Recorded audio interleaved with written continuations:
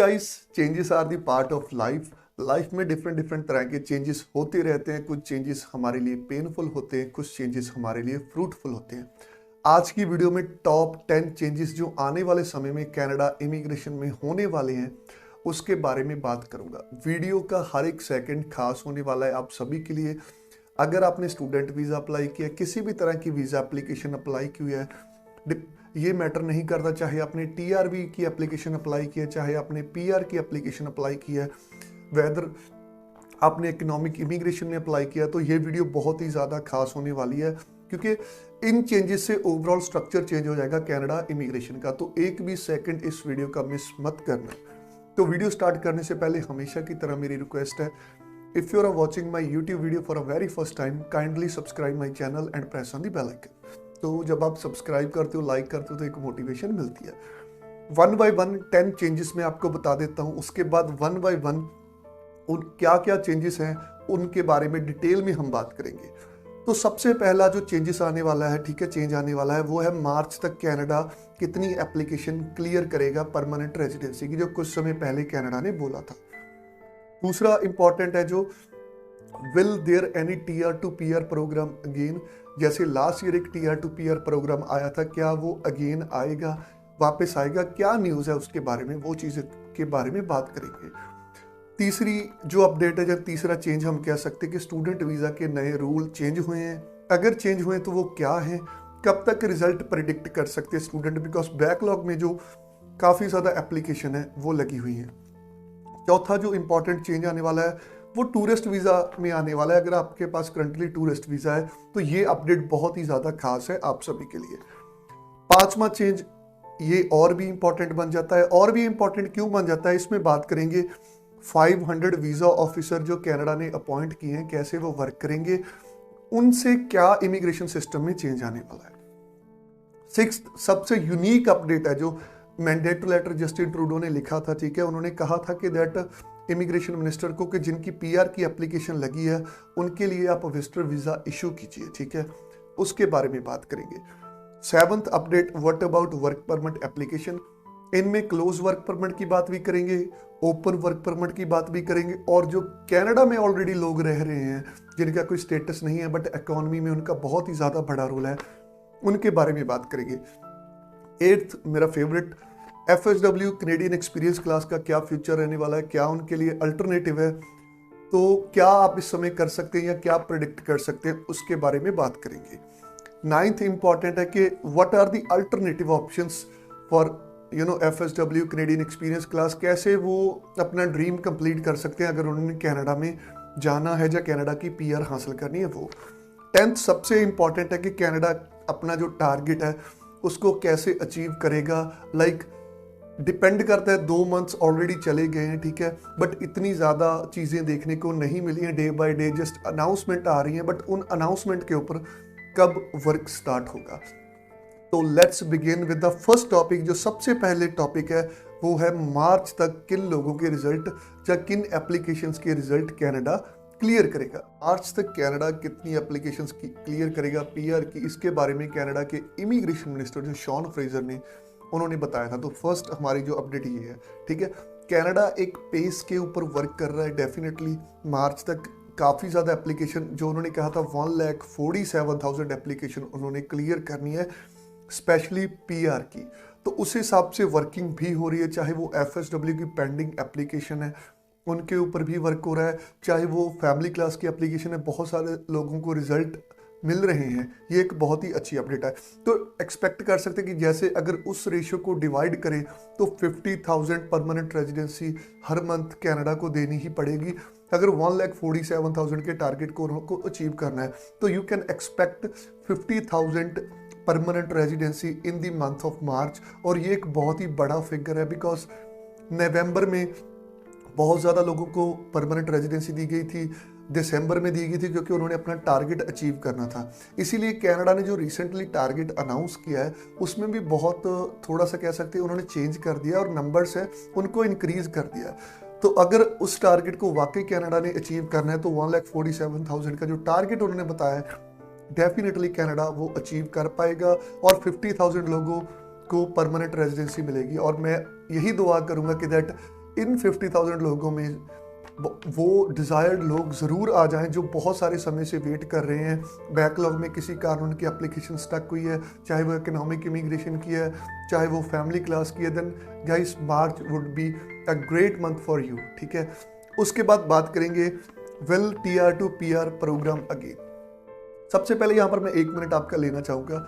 Guys TR to PR program Canada ने क्यों introduce किया था? कोविड-19 के कारण डिफरेंट कंट्रीज ने अपने जो बॉर्डर्स हैं वो शट डाउन कर दिए थे। इस कारण कनाडा ने सोचा कि उसका जो 4 लाख प्लस इमिग्रेंट्स का टारगेट है वो अचीव नहीं होगा। तो उन्होंने ये चीज़ सोची कि जो ऑलरेडी कनाडा में thousand of the dollars, millions of the dollar international students ने इन्वेस्ट किए हैं, they are working for their economy, they are working for the betterment of Canadian, they are also paying huge amount of taxes। तो इसीलिए Canada ने सोचा कि international graduates के लिए एक टीआर टू पीआर पॉलिसी हम लेकर आते हैं, जिसमें आप सभी ने भी देखा कि कितनी जल्दी वो जो एक कैप था एप्लीकेशन का वो फिल आउट हो गया। बट बहुत सारे लोग ये एक्सपेक्ट कर रहे हैं, जो नई अपडेट आई थी कि टीआर टू पीआर की 30,000 एप्लीकेशन इस ईयर, आई थिंक मैं फिगर्स थोड़ा सा गलत बोल रहा हूँ, कुछ एप्लीकेशन इस ईयर, कुछ एप्लीकेशन अगले ईयर में निकाली जाएंगी। उसमें क्लैरिटी क्यों ज़रूरी है? देखिए, सबसे पहले तो जो टीआर टू पीआर प्रोग्राम है कनाडा ने उसकी जो डेडलाइन है, उसकी प्रोसेसिंग की डेडलाइन है, ठीक है, उसको कनाडा ने इंक्रीज़ कर दिया है। अब जो टीआर टू पीआर की प्रोसेसिंग की डेडलाइन है वो 31 दिसंबर 2022 तक है। मींस के उन एप्लीकेशंस का रिजल्ट तब तक डेफिनेटली उनको देना ही पड़ेगा। ये डिपेंड करता है, अगर वो डिले करते नए इमिग्रेशन जो उन्होंने प्लान लेकर आया उसके अकॉर्डिंग वो इन एप्लीकेशंस को उन्होंने 3 सेक्शन में डिवाइड किया है। जो ऑलरेडी 2021 में प्रोसीड कर दिए वो डिफरेंट, बट आने वाले 2 साल में कुछ एप्लीकेशंस को वो और भी प्रोसीड करेंगे। बट ट्रैवल रिस्ट्रिक्शंस अभी नहीं है, तो डिपेंड करता है, बैकलॉग भी ज़्यादा है, तो चांसेस बहुत कम है कि वो टीआर टू पीआर प्रोग्राम को इंट्रोड्यूस करें, क्योंकि उनकी जो बैकलॉग की इन्वेंट्री है उसमें ही बहुत ज़्यादा एप्लीकेशन है। तो ऐसे में टीआर टू पीआर प्रोग्राम आने के जो चांसेस हैं वो बहुत ही ज़्यादा कम है। अगर आपने टीआर टू पीआर में अपनी एप्लीकेशन लॉन्च की हुई है then you can expect your result, because Canada ने ये चीज़ कही थी कि 1 लाख, जैसे मैंने फर्स्ट पॉइंट में एक्सप्लेन किया था, वो जो 1.5 लाख का टारगेट था उसमें आप भी आते हो। तो आई होप कि आपके लिए अच्छी अपडेट आने वाले दिनों में आ जाए। उसके बाद थर्ड अपडेट है कनाडा स्टूडेंट के लिए। कनाडा स्टूडेंट वीज़ा हमेशा एक हॉट टॉपिक बना रहा है, चाहे वो कोविड का टाइम था, चाहे वो कोविड के बाद, क्योंकि $1 बिलियन इंडस्ट्री है। डेफिनेटली हर इंटरनेशनल कंट्री, चाहे वो ऑस्ट्रेलिया है, चाहे चलो न्यूजीलैंड, अभी बॉर्डर्स उन्होंने ओपन नहीं किए, बट आने वाले दिनों में गुड न्यूज़ आने वाली है न्यूजीलैंड की तरफ से, चाहे वो यूके है। जब ऑस्ट्रेलिया क्लोज था तो यूके ने बहुत सारे लोगों को अट्रैक्ट किया, बट कनाडा ने कोविड-19 के दौरान आपने देखा होगा कि बहुत सारे इंटरनेशनल स्टूडेंट्स को इनवाइट किया। स्टूडेंट वीज़ा में कोई रूल चेंज होने वाले हैं या नहीं चेंज होने वाले, इस पर अभी कोई भी अपडेट नहीं है। 2 स्ट्रीम्स कनाडा स्टूडेंट वीज़ा भी रन कर रहा है, एसडीएस और नॉन एसडीएस। इसके हिसाब से ही एप्लीकेशन चलेंगी। एसडीएस की रिक्वायरमेंट आपको भी पता है। जो कनाडा ने एक चीज़ कही थी कि जनरल आइल्स भी एसडीएस में एक्सेप्टेबल है, वो बिल्कुल राइट है, बट उसमें एक प्रॉब्लम आती है कि काफ़ी सारी यूनिवर्सिटीज़, काफ़ी सारे कॉलेजेस हैं जो जनरल आइल्स के ऊपर बच्चों को जो है एडमिशन नहीं देते हैं। एम्बेसी एक्सेप्ट कर लेगी, दैट्स अ थिंग, बट जो स्टार्टिंग वाला पॉइंट अगर वो नहीं अचीव हुआ then it may cause some problem for you guys. दूसरी चीज़, कब तक रिजल्ट एक्सपेक्ट कर सकते हैं बच्चे, सितंबर और मई वाले? तो मैं आपको एक चीज़ बता देता हूँ, कनाडा पिछले 1 वीक से कंटिन्यूसली जो पासपोर्ट रिक्वेस्ट है उसको दे रहा है, ठीक है, बच्चों को आ रही है टाइमली। अगर उन्होंने मई सेशन को स्टार्ट करना है then you can expect your result in this after mid of March. काफ़ी ज़्यादा एप्लीकेशंस के रिजल्ट आने वाले। सितंबर वालों को भी थोड़ा सा वेट करना पड़ेगा, बट जो स्टूडेंट है मई वाले हैं उनके रिजल्ट डेफिनेटली आएंगे। हमारा 4th पॉइंट है tourist can change their visa into work permit, but आने वाले दिनों में प्रॉब्लम आएगी। रीज़न क्या है? कोविड-19 के दौरान कनाडा ने कहा था कि 28 फरवरी तक आप बिना कनाडा लीव किए अपने जो है वर्क परमिट के लिए अप्लाई कर सकते हैं, बट 28 फरवरी उसकी लास्ट डेडलाइन थी। आगे वो डेडलाइन इंक्रीज़ होती है या वहीं पर स्टक हो जाती है, इसके बारे में कहना थोड़ा सा मुश्किल है। अगर आपने कनाडा में वर्क परमिट लेना है टूरिस्ट वीज़ा वालों के लिए तो थोड़ी सी प्रॉब्लम, दिक्कत आने वाले दिनों में आ सकती है, बिकॉज आपको वो पुराना प्रोसीजर पहले वाला वो ही फॉलो करना पड़ेगा, ठीक है। बट इसमें क्या था, कोविड-19 के दौरान 28 फरवरी से जो रिस्ट्रिक्शन थी वो डे बाय डे डिक्रीज हो रही है, तो ऐसे में आपके लिए गाइस प्रॉब्लम आ सकती है वर्क परमिट कन्वर्ट करने को लेकर।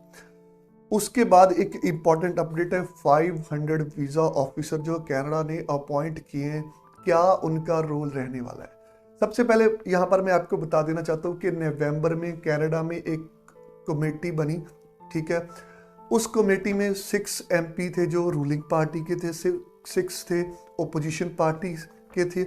उसके बिहाफ पर उन्होंने एक तो जो आर्टिफिशियल इंटेलिजेंस है उसके ऊपर काफ़ी ज़्यादा बात की, दूसरा उन्होंने 500 नए वीज़ा ऑफिसर थे उनके अपॉइंट करने की जो बात है वो रखी।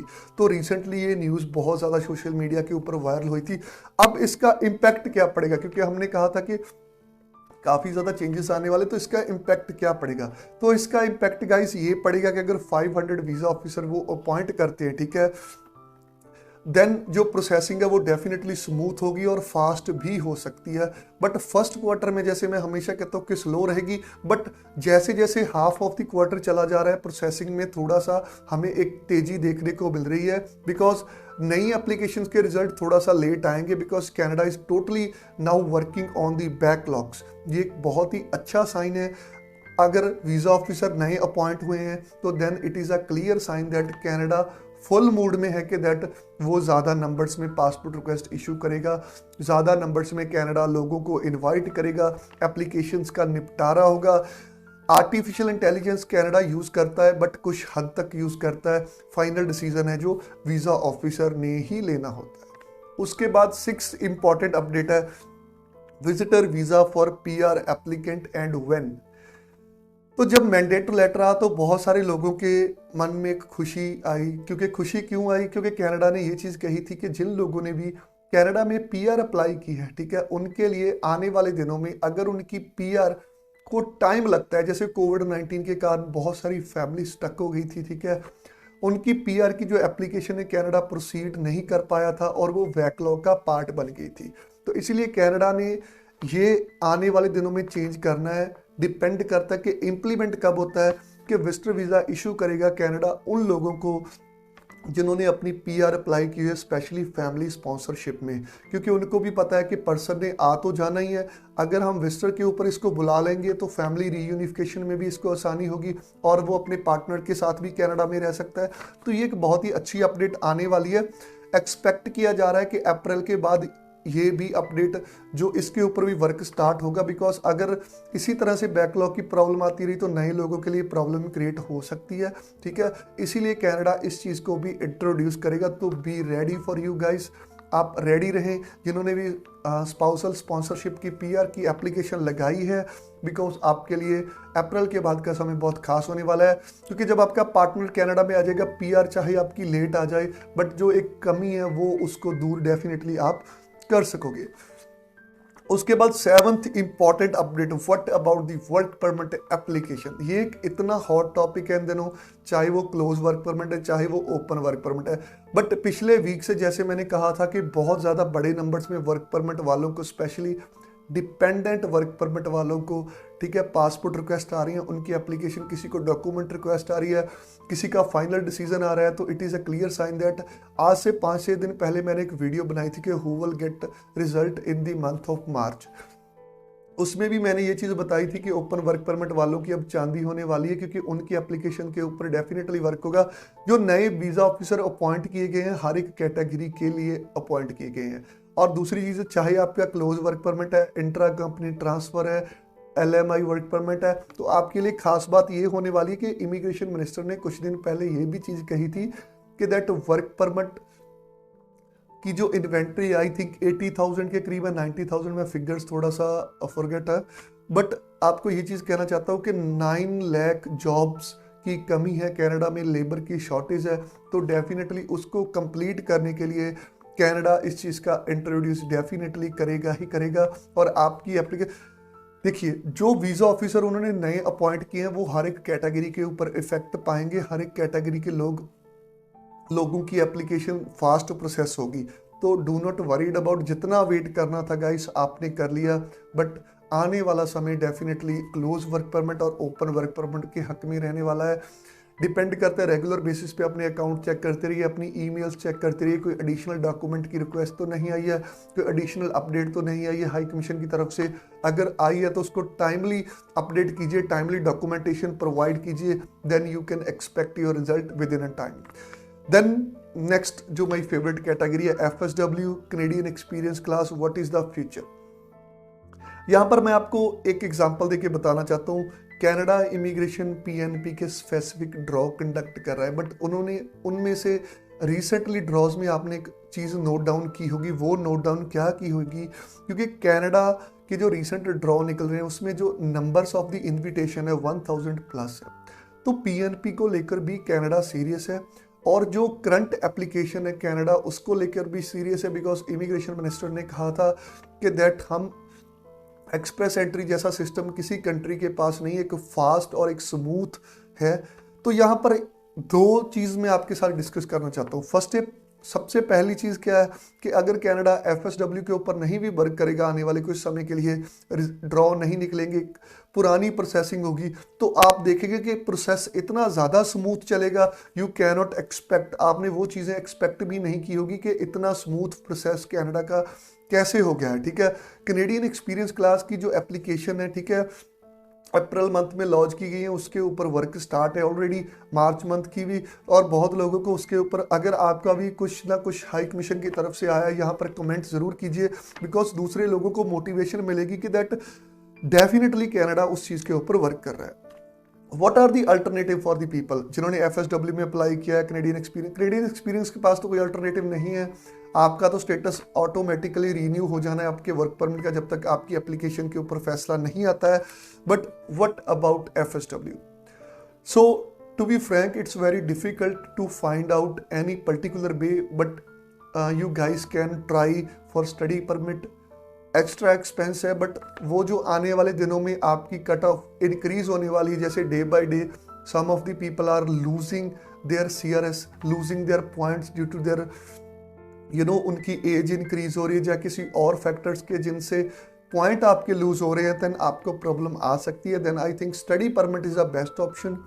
अपार्ट फ्रॉम इट, जैसे आपने एक्सपीरियंस किया था कि 6 से 7 मंथ, 1 साल में आपका प्रोसेस हो जाएगा, बट कोविड ने टोटली ये चीज़ टक कर दी है, then I think you have to think about your life in your home country, because अगर आप अपने करंट वर्क को उस वर्क के लिए छोड़ देंगे, देन आपके लिए प्रॉब्लम क्रिएट हो सकती है। तो आपके लिए अल्टरनेटिव, सबसे जो बेस्ट अल्टरनेटिव है स्टडी वीज़ा, जहां आप LMI लेकर वर्क परमिट अप्लाई कर सकते हैं अपने अपने सेक्टर में, because Canada different program different समय पे इंट्रोड्यूस करता रहता है, और स्किल लोगों की कमी कनाडा में हमेशा से रही है। आने वाले दिनों में भी बहुत ज़्यादा लेबर उनकी जो है, कह सकते हैं कि रिटायर होने वाली है, तो इससे काफ़ी ज़्यादा इम्पैक्ट उस चीज़ के ऊपर पड़ेगा।